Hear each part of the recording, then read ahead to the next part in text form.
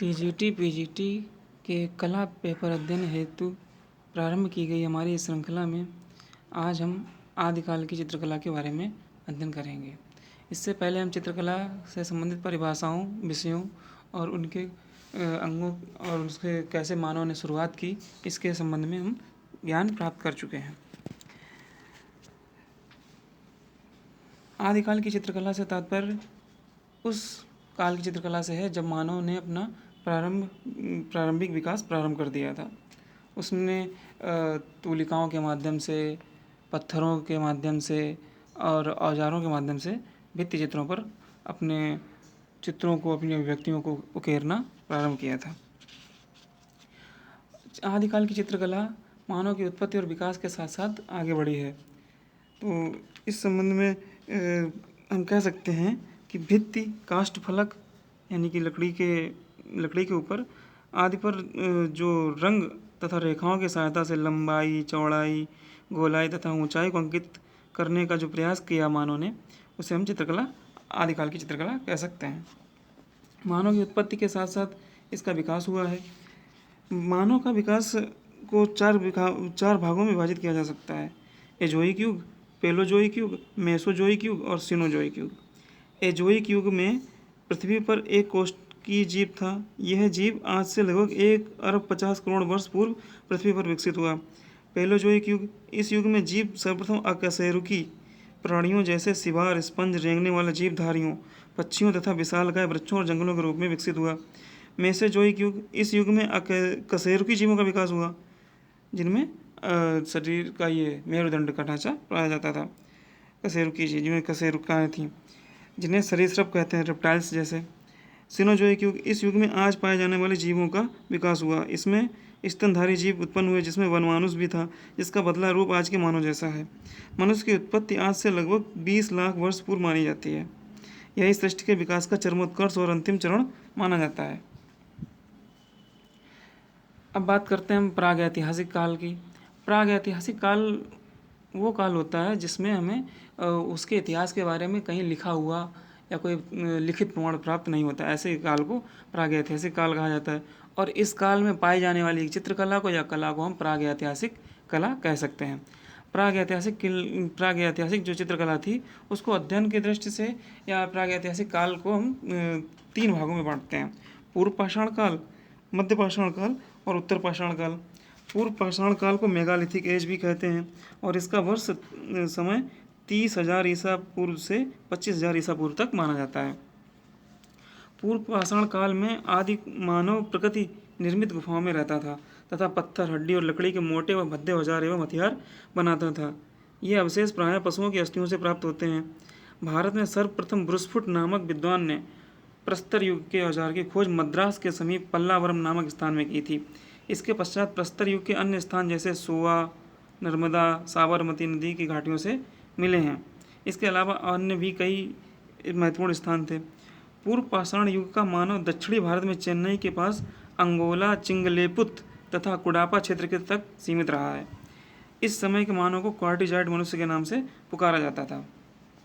इसके बाद मध्य पाषाण काल के मानव की बात आती है। तो मध्य पाषाण काल का सर्वप्रथम जो समय विभाजन है वो 25,000 ईसा पूर्व से 10,000 ईसा पूर्व तक का माना जाता है। मध्य पाषाण काल युग में किसी काल विशेष का संकेत नहीं होता, अपितु यह समय पूर्व पाषाण काल के बर्बर जीवन व नव पाषाण काल के समय के संधि काल को, जो मध्य का काल है, उसको रिप्रेजेंट करता है। इस समय मानव ने अपने औजारों को और अधिक सुडौल व ज्यामितीय रूप प्रदान कर दिया। उसने उसको ज्यामितीय रूप से थोड़ा और अच्छा बनाना शुरू कर दिया था और उसने मिट्टी के बर्तन बनाने की चेष्टा की, जिसमें वह कुछ हद तक सफल भी हुआ था। इसके बाद हमारा उत्तर पाषाण काल आता है। उत्तर पाषाण काल का जो समय है वो 10,000 ईसा पूर्व से 3,000 ईसा पूर्व तक माना जाता है। उत्तर पाषाण काल को नियोलिथिक एज भी कहते हैं। उत्तर पाषाण काल युग के अवशेष बहुत कम प्राप्त होते हैं और जो भी प्राप्त होते हैं उसमें से अधिकतर बेलारी के आसपास प्राप्त होते हैं। अब मानव ने पशुपालन व कृषि धंधों जैसे कार्यों को अपनाने लगा था। कलात्मक बर्तन भांडों का प्रयोग भी प्रारंभ कर दिया था उसने, जो वह चाक पर बनाता था।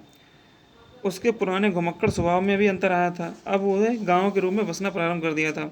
उसके संपूर्ण जीवन दर्शन से अनुमान लग सकता है कि वह अपने उत्तराधिकारियों, अपने आने वाली पीढ़ियों के लिए एक उन्नत समाज की नींव रख रहा था। और इसके जो सबसे अधिक अवशेष प्राप्त हुए, मैंने आपको बताया बेलारी के आसपास प्राप्त हुए हैं।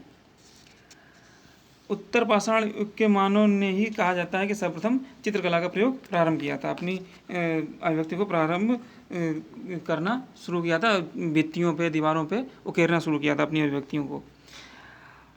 धीरे धीरे ये मानव सारे भारतवर्ष में फैल गया, लेकिन उसका जो प्रधान केंद्र था वो बेलारी बना रहा, क्योंकि हमें वहीं से सबसे अधिक साक्ष्य प्राप्त होते हैं।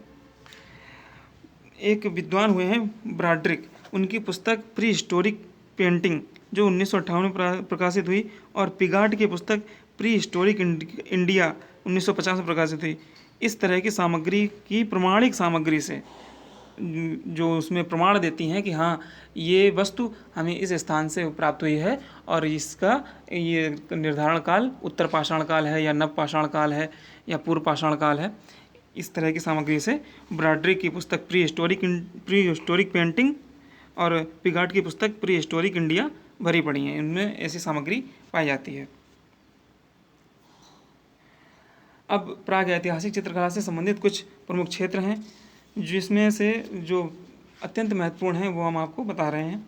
मध्य प्रदेश का जो पंचमढ़ी क्षेत्र है, मध्य प्रदेश के पंचमढ़ी क्षेत्र में जो हमें पुरापाषाण काल के, नव पाषाण काल के जो अवशेष प्राप्त हुए हैं, उनसे हमें इसकी महत्ता के बारे में पता चलता है कि यहाँ पर मानव ने अपनी चित्रकला को, अपने निवास को बनाया और चित्रकला को उकेरना शुरू किया था।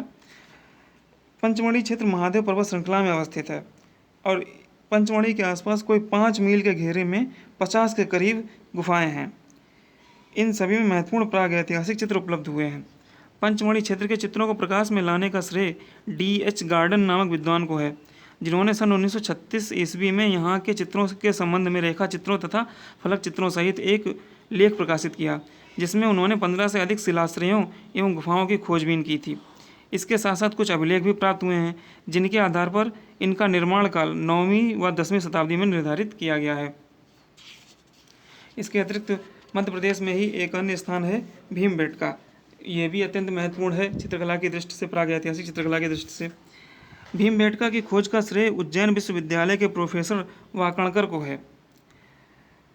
ये गुफाएं मध्य प्रदेश की राजधानी भोपाल से 60 किलोमीटर दक्षिण में भीमबेटका नामक पहाड़ी पर स्थित हैं और होशंगाबाद से भोपाल की ओर जाने वाली रेल लाइन पर बरखेड़ा तथा उवैदुल्लागंज स्टेशनों के मध्य स्थित हैं। यह स्थान मियाँ परसू भीमपुरा नामक आदिवासी गांव से 2 किलोमीटर की दूरी पर स्थित है। इनमें प्रस्तर यानी पत्थर की सामग्री प्राप्त हुई है, वह 3000 ईसा पूर्व से 10,000 ईसा पूर्व की है। इस पहाड़ी पर लगभग 600 प्राचीन गुफाएं प्राप्त हुई हैं, जिसमें करीब 275 गुफाओं में चित्रों के अवशेष प्राप्त हुए हैं। यहाँ एक विशिष्ट चित्र संचार रचा गया है। ऐसी विस्मयपूर्ण प्राग ऐतिहासिक चित्रशालाएं अन्यत्र नहीं मिलती हैं।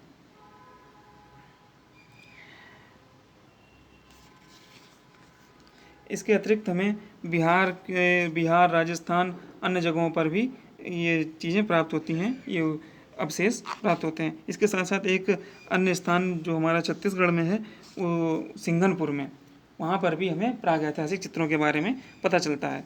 सिंघनपुर के चित्रों की खोज सन 1910 में W. एंडरसन ने की। तत्पश्चात अमरनाथ ने सन 1913 ईस्वी में व सन 1917 ईस्वी में पर्सी ब्राउन ने इन चित्रों का परिचय दिया। सिंघनपुर नामक ग्राम छत्तीसगढ़ की रायगढ़ रियासत में माठ नदी के किनारे पूर्व की ओर स्थित है। सिंघनपुर ग्राम में 50 चित्रित शिलाश्रय एवं गुफाएं मिली हैं और इनके द्वार पर असंयत कंगारू के चित्र चित्रित हैं। ये जो असंयत कंगारू के चित्र जो इनके द्वार पर चित्रित हैं, ये महत्वपूर्ण चित्र माने जाते हैं सिंघनपुर के। इसके अतिरिक्त इन चित्रों के, शिला चित्रों की जो भित्ति चित्रों थी, इनकी कुछ विशेषताएं भी हैं। वो विशेषताएं इस प्रकार हैं कि इन चित्रों का जो उद्देश्य था बनाने का, वो गुफावासी मानव का आखेट करने से पूर्व आदिम पशु का चित्र बनाकर कुछ जादू, टोना, टोटका आदि करके अपने आखेट की सफलता पर विश्वास करना था। उसका विश्वास था कि जिस पशु को वो चित्र रूप में अंकित करता है वह उसके बस में सहजता एवं सरलता से आ जाता है, और उनके अन्य और भी प्रक्रियाएं रहती थी इन चित्रों को बनाने के संबंध में। और इसकी विषय वस्तु मुख्यतः आखेट होती थी। शिकार के लिए ही वो अधिकतम चित्रों को बनाता था। उसने बारहसिंगा, महिष, हाथी, घोड़ा, सुअर, गैंडा, भालू, हिरण, बैल, गाय, चीता, भैंसे, जिराफ जैसे पशुओं का शिकार करते हुए चित्रित किया है और उनके चित्र को बनाया है। उसने शिकार करते समय जैसे जैसे पशुओं को देखा उन सभी का चित्रण करने के प्रयास किए हैं। प्रागैतिहासिक काल के जो चित्र थे उनकी विशेषताओं में हम प्रायः ये देख सकते हैं कि ये चित्र खुरदरी चट्टानों की दीवारों, गुफाओं के फर्शों, छतों या भित्तियों पर बनाए जाते थे। अनेक चित्र प्रस्तर शिलाओं पर भी मिले हैं हम लोगों को। चित्र प्रायः लाल गेरू, चित्र में जो रंग होते थे वो लाल गेरू एवं हिरोंजी से मिलता था। काला रंग कोयला या काजल से और सफ़ेद रंग खड़िया से मिलता है। इन रंगों को तैयार करने एवं इस्तेमाल करने से पूर्व इन्हें पशुओं की चर्बी में मिलाया जाता था। जो आदिकाल का मानव था वो लाल काले सफ़ेद रंगों से मोस्टली चित्रों को बनाता था और इन चित्रों को चित्रों में रंग भरने से पहले उन रंगों को पशुओं की चर्बी में मिलाया करता था। चित्रों में कहीं कहीं आकृति की सीमा को नुकीले पत्थर से खोदकर बनाया गया है जिससे वह स्थायी रहे और वर्षा के पानी में घुल ना जाए। आकृतियों के निर्माण में सीधी, वक्र और आयताकार आदि ज्यामितीय रूपाकारों का प्रयोग है जो प्रायः सांकेतिक जान पड़ते हैं। इसमें स्वास्तिक, त्रिभुज, वृत्त, षटकोण तथा आयताकार शामिल हैं। ज्यामितीय आकारों का प्रयोग प्रकृति की विभिन्न शक्तियों या जादू के विश्वासों को व्यक्त करने हेतु किया गया है। चित्रों में कहीं कहीं रेखाओं द्वारा या फिर पूर्ण रूप से या पूरक रूप से क्षेपांकन पद्धति का प्रयोग है। तूलिका किसी रेशेदार लकड़ी, बांस या नरकुल आदि को एक सिरे से कूटकर बनाई जाती थी और पशुओं के पुट्ठे की हड्डी की प्याली रंग घोलने के लिए काम में ली जाती थी। इस तरह से हम कह सकते हैं कि प्रागैतिहासिक शिला चित्रों में पर्याप्त सृजनशीलता, मौलिक उद्भावना, अंतरंग सौंदर्यबोध, रूप विन्यासगत वैविध्य, अभिव्यक्ति, रचना कौशल और निजी वैशिष्ट उपलब्ध होते हैं। इस प्रकार चित्रों की सरल, सुगमता तथा सूक्ष्म रेखांकन पद्धति आज के कलाकारों के लिए महान प्रेरणा है। तो ये हमारे प्रागैतिहासिक चित्रकला और आदिकाल के मानव के चित्रों द्वारा जो व्यक्त किया गया अभाव उसको समझने का एक महत्वपूर्ण साधन है। हमने इसमें जो भी महत्वपूर्ण हो सकता था आदिकाल की चित्रकला के से संबंधित वो आपको प्रस्तुत करने का प्रयास किया है। धन्यवाद।